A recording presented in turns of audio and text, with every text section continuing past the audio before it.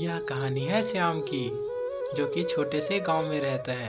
4 सालों से बारिश नहीं होने के कारण श्याम बहुत ही ज़्यादा कर्ज में डूब जाता है और इसी कारण वह रोज खेत में जाता है।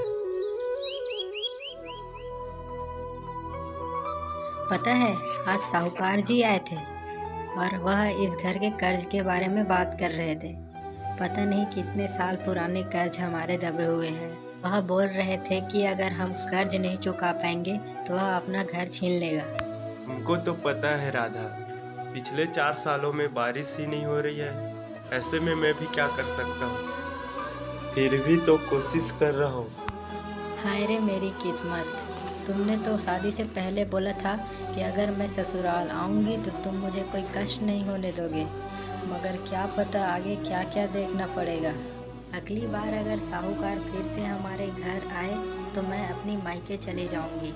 मुझसे यह रोज रोज का ताना सहा नहीं जाता, बता देती हूँ। हो राधा, मैं मानता हूँ कि मैंने तुम्हें कष्ट दिए, पर देखना भगवान इस साल हम पर जरूर कृपा करेंगे।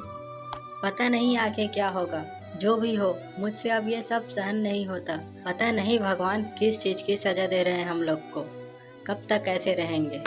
भगवान पर भरोसा रखो राधा, हम लोग जरूर इस साल अच्छी फसल उगाएंगे और खुशियों के साथ रहेंगे। दोनों को बात करते करते काफ़ी रात हो जाती है, पर श्याम को इस चिंता के कारण नींद ही नहीं आती। अगली सुबह सुबह होते ही श्याम खेत के लिए निकल जाता है। श्याम अपनी गरीबी को लेकर बहुत चिंता में रहता है।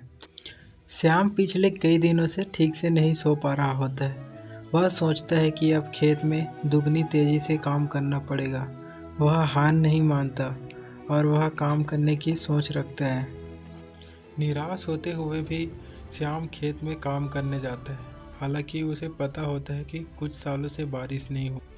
फिर भी वह अपने खेत मेहनत करने के लिए फिर से चला जाता है। मुझे पता है इस साल अच्छी बारिश होगी और हमारा फसल भी अच्छा होगा। यह बोलकर श्याम फिर से अपना कुदाल उठा लेता है और वह सोचता है कि बाकियों के खेत से मेरा खेत तो बहुत ही नमी युक्त है, और वह खुश हो जाता है। देखते ही देखते उसका खेत का काम बहुत ही आगे बढ़ जाता है। वह सच्ची लगन से अपना काम करते रहता है, क्योंकि श्याम एक मेहनती लड़का होता है। बाकी चीज़ों को ध्यान न देकर वह सिर्फ अपने काम पर ही ध्यान देता है, और थकने के बाद इस हिसाब से आज का काम इतना ही ठीक है, बाकी का काम कल आकर करूँगा। यह सोचकर श्याम घर की ओर निकल पड़ता है। पता है राधा, बाकी खेतों के मुकाबले हमारा खेतों में भी नमी है और कल बारिश भी हो सकती है। अरे वाह, आपने तो बहुत अच्छी बात बताई है। लगता है अब हमारे दुख के बादल छटने वाले हैं और खुशियाँ आने वाली है। हाँ राधा, सच में अब हमारे घर खुशियाँ आएंगी। कल सुबह मैं खेत जाऊंगा और अच्छे से मेहनत करूंगा। श्याम बहुत ही खुश था कि चलो इस साल बारिश तो होगी, बाकी किसान भाइयों को भी तकलीफ खत्म हो जाएंगी। और खेत पहुंचने के बाद श्याम दोगुने जोश के साथ काम करने लगता है। श्याम खेत पहुंचकर अपना काम अपने ध्यान से कर रहा होता है। श्याम की जोश और लगन को देखकर कोई पीछे से आवाज़ लगाता है, तो वह रुक जाता है। श्याम को जैसे ही लगता है कि उसका नाम लेकर कोई उसे पुकार रहा है, वह काम छोड़कर उसकी आवाज़ के पीछे चला जाता है। वह डरते सहमे और उस आवाज़ को देखता है और कुएं के पास जाता है। अरे कौन है जो मुझे पुकार रहा था? लगता है कुएं के पास जाकर देखता हूँ। अरे कौन हो भाई तू? जो भी हो बाहर निकल जाओ। हम तुम्हें मैं ही आवाज लगा रहा था।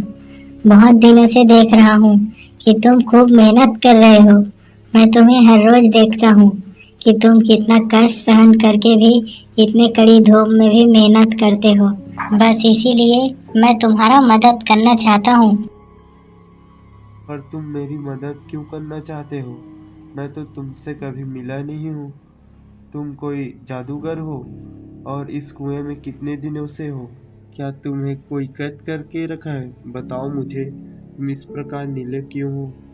श्याम, मैं एक जीनी हूँ जिसकी वजह से मेरा रंग रूप भी नीला कलर है, और मुझे इस कुएं के पानी को बर्बाद करने की वजह से एक साधु ने श्राप दिया था कि तुम एक जिन में तब्दील हो जाओगे, और उसी वजह से 4 सालों से भी बारिश नहीं हुआ है। तभी तो मैं सोचूं कि बाकी जगह बारिश होती है पर हमारे गांव में बारिश की एक बूंद भी नहीं आती। ये अकाल बहुत से किसानों की जान ले ली है। इस भयंकर सूखे के कारण हम लोग गरीबी में पड़े हुए हैं, पर तुम हमें इससे बाहर कैसे निकालोगे? सुनो श्याम, यह तभी संभव है जब मैं इस श्राप से मुक्त हो जाऊंगा। इसके लिए तुम मेरे साथ एक मंत्र दोहराना और बिना पीछे देखे सीधे घर चले जाना, और उसके बाद सब ठीक हो जाएगा। श्याम जीनी के कहे अनुसार उसके साथ साथ ही कुछ मंत्र दोहराने लगता है। पता नहीं कौन सा मंत्र है, पर वह 7 दोहराने के बाद अपने घर के लिए निकल जाता है और पीछे मुड़कर नहीं देखता। जाते जाते वह बहुत ही खुश हो जाता है, क्योंकि उसके लाइफ का सभी टेंशन दूर हो जाता है। जीनी के बातों को ध्यान में रखते हुए श्याम सच में इधर उधर नहीं देखता और वह बिल्कुल ही सीधा जाता है। श्याम जब अपने खेत के पास पहुंचता है तो देखता है उसका खेत बहुत ही हरियाली से भरा पड़ा है, और श्याम उस खेत के धान को बेचकर अच्छी सी घर ले लेता है, और अब दोनों पति पत्नी बहुत ही खुशी के साथ रहने लगते हैं, और साहूकार अब उसके जीवन में कभी भी दखलंदाजी नहीं करने लगते हैं। इसी तरह यह कहानी पूरी होती है और श्याम के साथ अंत में सब कुछ ठीक हो जाता है।